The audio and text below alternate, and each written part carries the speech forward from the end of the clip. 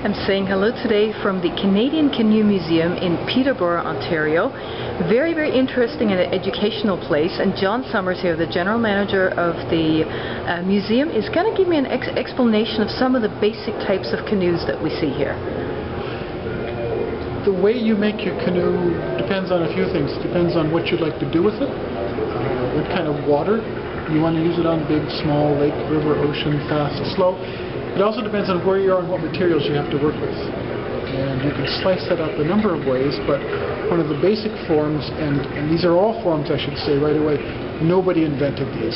There was no single eureka moment. These are forms of boats that appear anywhere in the world that there are people and water, so all sorts of cultures more or less simultaneously will develop these. The most basic thing to do is to start with a big thing that floats, like a log, and shape it to make it do what you want to do. So behind me is an example of a dugout canoe. Dugout, This particular one is from the west coast of Canada. Yeah. People might recognize the wonderful painting and the patterns. Right, yeah. Bow and stern. Looks like a haida almost. But again, any culture in the world that uses water and is close to a respectable sized tree would have its own version of a dugout canoe. So this is produced for the most part by a wasting process where you take a big thing and make it smaller. So you start with a tree. The tree obviously is going to be a little bit larger than the finished dimensions of the canoe. Some of them are just the shape of the tree. Others, they would hollow it out and then fill it full of water and warm stones and heat the water and actually use that to expand it and make it a little wider and a little more seaworthy, depending on the kind of use. This is a fairly sophisticated example behind us with the shape of the bow and the shape of the stern and so on. But in order to make a dugout, you need really big trees. And in the case of Canada, you need really big red cedar trees. Right. That's fine if you're in British Columbia, but as you start to move into Alberta and further east, you run out of big trees that are that big around. But you come into another area where there's plenty of birch bark. Birch bark, okay. So if that's a canoe made by taking a big thing and hollowing it out, now we're into two styles of boats that are made by taking thin things and wrapping them around a framework. Okay. The first one of those is the birch bark canoe. And these things really are creatures of the forest. They're creatures of where they work. So they're built from materials that you can walk into the woods and find. You walk into the woods with a hatchet, an axe, and a crooked knife, and a week later or 2 weeks later, you could come out with a canoe. How old would this canoe be, for example? These things are they're perishable, very perishable objects. They weren't made to last. You'd make one, use it until it fell apart, leave it aside, and make another one. So they're completely recyclable. The oldest of the ones we have here are probably late 19th century. Wow. And a lot of them are much younger. Because they really, they just turn into compost again. It's the beauty of them. You don't leave a lot of litter behind you. That's right. So for these, you would lay out on the ground a shape that you wanted. You take the birch bark and essentially make a big birch bark bag that's sewn together with spruce root. And then once you've got that skin, you would begin to add framework. So you begin to push in ribs, which would give it its shape. And as you push the ribs in, you begin to push in these thin pieces of cedar planking underneath the ribs and just gradually go along and tighten it and give it the shape. You'd add the thwarts, the gunnels, some decorative touches and finish the stitching. But it was all done literally in the middle of the woods on a bed of sand or earth. So if you could make this in the middle of the woods, you could also fix it in the woods because cedar, birch bark, spruce root, spruce gum, those are all available right in the middle of the forest. This is great if you have trees. So we've gone from really big trees to paper birch trees. But if you go further north in Canada, you're really short on wood, but you then have animals who are kind enough to lend you their skins. Become coverings for a third type of boat. So like the birch bark canoe, this is also a framework with a thin covering. In this case, though, it's a wooden framework with a skin covering. And this is a kayak that's most closely associated with northern regions. So this is a hunter's boat. It's slim, it's swift, it's seaworthy, it requires a fair bit of skill to use.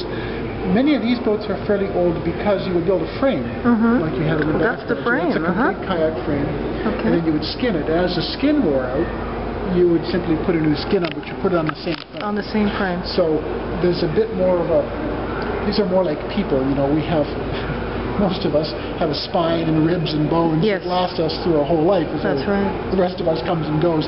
There isn't nearly as much of a strong structure in the birch bark canoe. It's much more equal balance between the skin and the frame. The kayak, Right. the frame is very strong, the skin is very perishable. Now, So what some of these type of... frames would have been through a number of skins during the course Oh, of their really? life. What type of animal skin would have been used? Seal, walrus. They built a... We don't have a very large one here. There was another type of northern boat, an open boat, called an umiak, that tended to be walrus hide. A lot of these kayaks were seal skin because it's a little thinner and more delicate. And the skin by itself is already impermeable, or you have to do something with it? It would be removed from the seal. Yeah. The hair is scraped off and it would be tanned in process. And then it would be sewn on. Okay, and at that point it doesn't let water in anymore. Oh, cool. And the seams, you can see that different skins are sewn together. So these seams are all double filled and sewn with sinew, also taken from the animal, so they'd be more or less waterproof. Right. Oh, very interesting.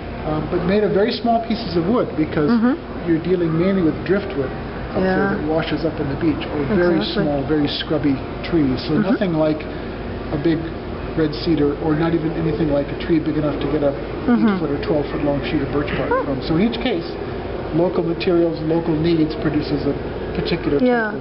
that makes perfect sense. The neat thing about this boat is you can see right inside the kayak, the white piece of wood is actually a piece of packing crate that would have floated in from somewhere. Oh, here. Yeah. Washed up at the beach. So That's they right. used what they had. Yeah, absolutely.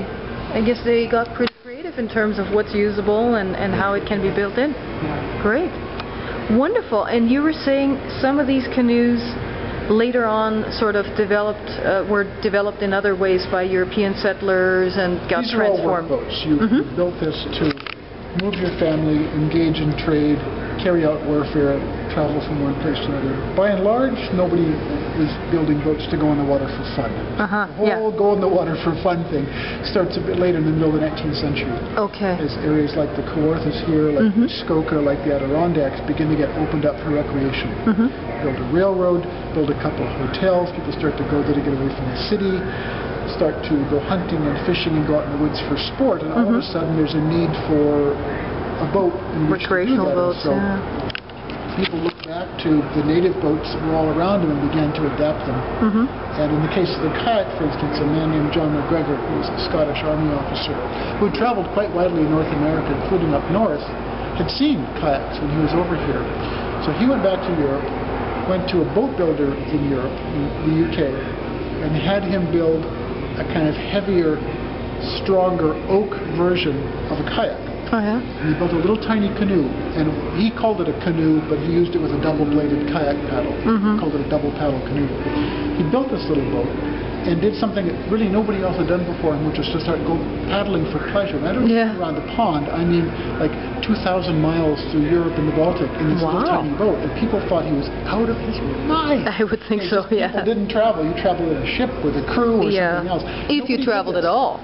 So he traveled, very gregarious man, and gave a series of incredibly popular lecture tours about his exploits. Did tours, went speaking engagements, and wrote books. And his books started to get picked up and published and republished, and he really started the whole business. He started a trend, for fun. In this little tiny canoe called Rob Roy, wrote 6 or 7 books, edition after edition.